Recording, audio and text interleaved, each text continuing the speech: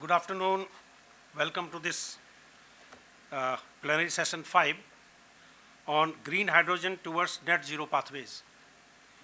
We have had just previous session on electrolyzer and the generation of hydrogen and also application of hydrogen. It's a mix actually. In this session also you will find a lot of mixing together so that at least it is basically hydrogen, how to produce it, how to transport it and how to utilize it and how to make it more economic. That will be the main theme available here. I welcome my fellow panelist, Mr. Baroruchi Mishraji.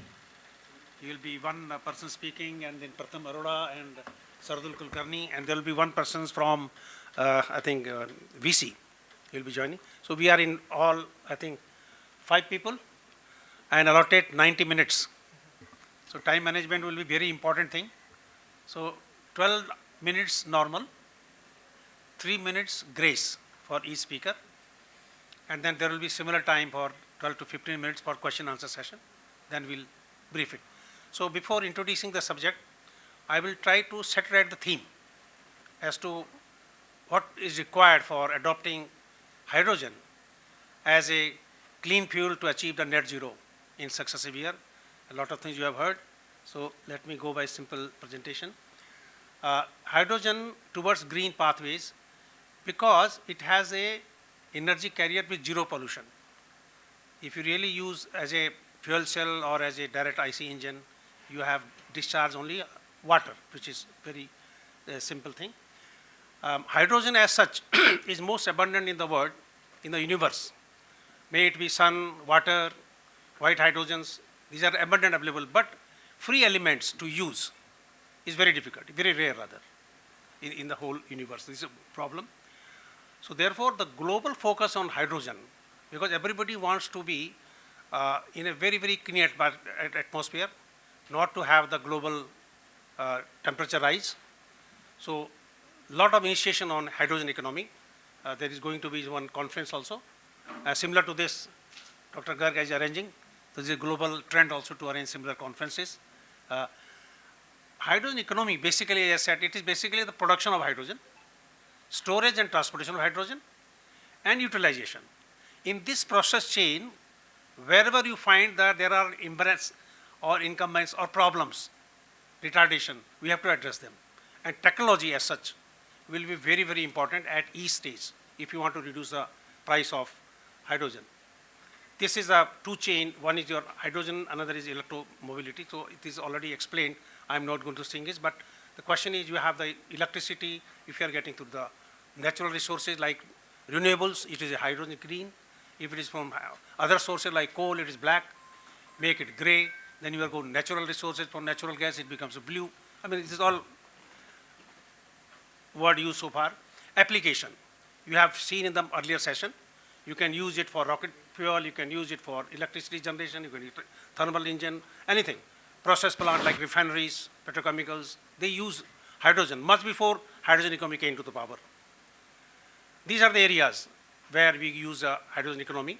So you have three routes: production through electrolysis process or through reforming process, whatever way you want to have, or you can partial oxidation as most of the fertilizer plant are using it, or you can go straight away when you get the hydrogen, you use it as fuel cell, or use it as a IC engine straight away. These are the application. Then this is the economics. Earlier session, I think we have dwelled upon very nicely on pricing or cost of production.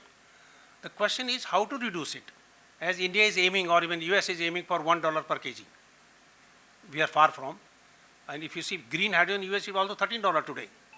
$4 to $5 is the average cost. So these issues will be dwelled in the session. And you see, these are the prices, which have also been dwelled. I am not elaborating more, but the question is, if you really use the green, it is costly because the process is renewables, which is production cost is still higher. This is also cost effective. But I'll say global. This is a global conference. Every country has taken due initiative to convert or to transject to hydrogen economy. If you say US, they have got a national hydrogen safety and roadmap, outlines the collaboration of all stakeholders so that you can create, because US economy is basically the private participation system.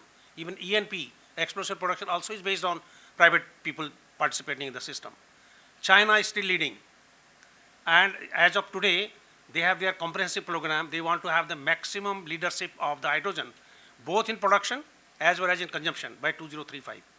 And they are poised to create that kind of economy for their country.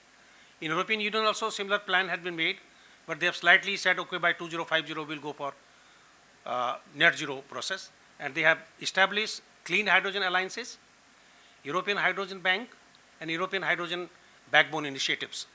And in one of the presentation, there was a transportation problem where UK has been doing experiment as to how much hydrogen they can pump in along with the natural gas, or could there is a possibility of having 100% transportation of hydrogen through the pipeline.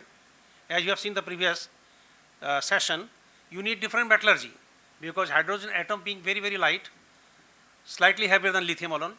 But the question is helium.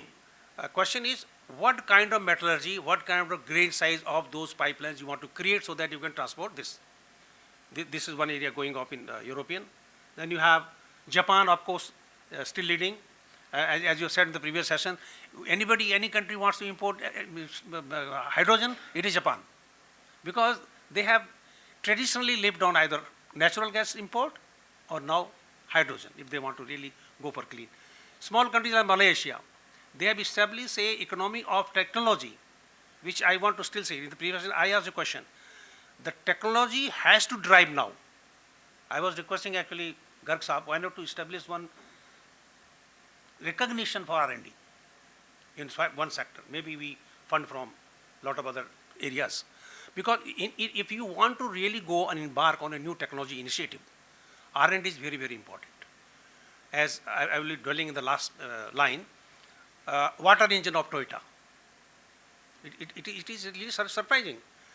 They have produced a vehicle engine which runs on nothing but the water. Because there is an inbuilt system of electrolysis, inbuilt system of converting into higher voltage, inbuilt system of fuel cell, and they will go to bring the hybrid also, they can have IC engine on hydrogen. So my point is, until unless we have initiative on R&D, and R&D may not be very, very big R&D, actually small is big in my opinion.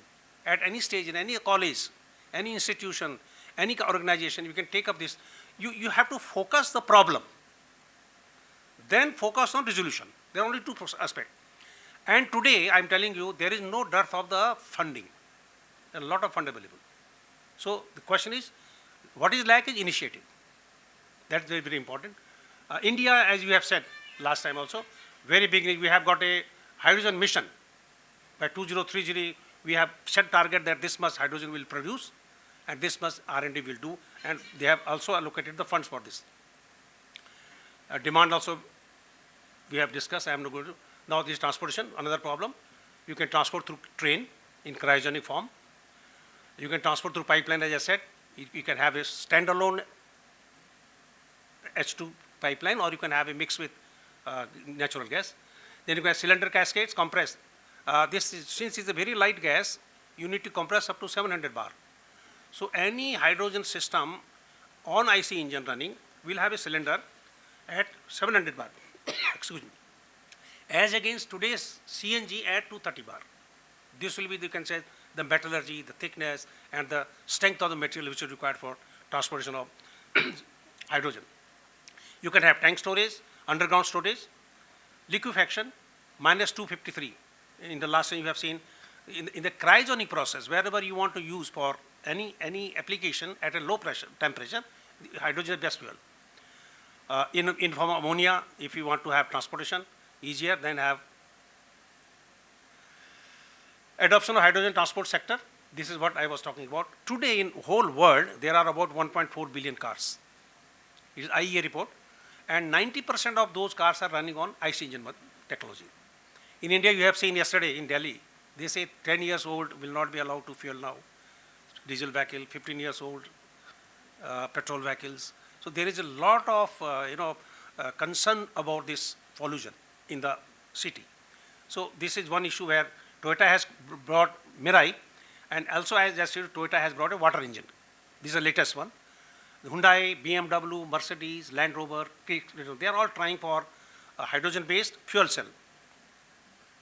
Now, the question finally comes up, as we have our primary energy resources, normally we account for 6 kind of primary energy. We say, okay, coal, we say oil, we say natural gas, we say renewables, we say hydro, we say nuclear. Only 6 type of energy we account for. Now, I feel time has come now, we must provide a slot for hydrogen, so that it gives us actually the thinking process where we are and how we want to proceed. Maybe to student, professor, industrialist, so many, it will be a sort of drive. If you want to really go for net zero, we have to increase this portion of the basket, hydrogen portion in that energy basket of India or even global, to have a sustainable margins. This is what I want to say, and we will keep open this forum to my fellow speaker now. May I request Mr. Baroruchi Mishra ji now. Your turn, sir. 12 minutes, 3 minutes grace.